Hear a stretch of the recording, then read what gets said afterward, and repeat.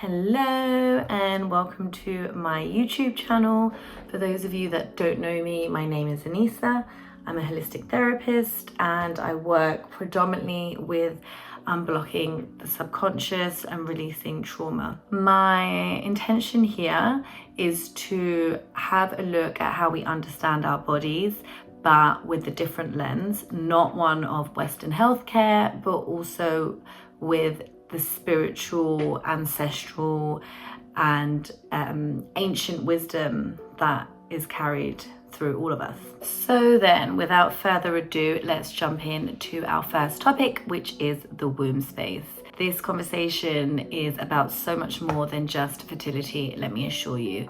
I believe this is an imperative piece of awareness that all women should have access to. I believe that if you have a physical womb or an energetic womb, either way, this is relevant to you. And if you're a man, well, it's always good to understand what's happening to your mothers, sisters, wives, girlfriends as well, so that you can help. So I hope that you enjoy, and I'll see you on the other side.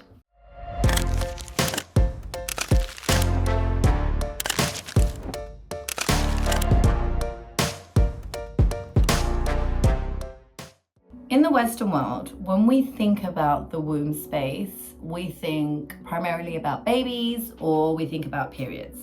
But the reality of it is the conversation is just so much bigger than that. And unfortunately, the majority of us women have not been taught, which takes us out of power.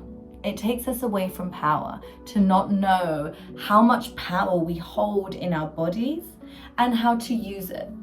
And so I'm going to tell you very briefly a little bit about what I know. The womb is a creative portal that we hold within us. Yes, it creates babies, but it also creates new projects, new versions of ourselves, new ideas, new cycles, new ways of living. All of that comes from our womb space. And for me, there are 3 stages of understanding or connecting to our womb. So the first stage is transformation. Transformation is where we transmute and we purify the things that are laying in our womb. These things could be cycles that have not ended, that don't serve us anymore. They could be traumas, because pretty much all shame-based trauma, like sexual trauma or any shame around our body or sexuality, gets caught into the womb and stays there. And this doesn't need to be your trauma either. Like, the womb holds space for your ancestors and holds space from your lineage as well. So a lot of trauma can be stuck there that isn't even yours. And so this stage of transformation, of purification, is to tap in to that space, tap in and bring the things that are in the darkness, in the shadows, to the surface so that we can release them and slowly start to clear space in our wombs. If you are holding or storing unwanted stories or traumas in your womb space, this can manifest in things like fertility issues is the most obvious one, but also health issues like endo or PCOS, which our healthcare system has completely failed at helping women with and giving them really quite dangerous drugs that really don't do well for the womb space. And it could also look like women being unable to leave certain cycles behind and jump into the new one. So these could be negative patterns that you tell yourself that don't actually serve you anymore, but you are unable to let them go and jump into this new space. It could also look like blocked creativity, you know, not being able to feel that like energy, that channel running through you and create new projects, new ideas. These are all manifestations of what it looks like when there are blockages or things stored in the womb space that need to be released. And that is the whole purification stage.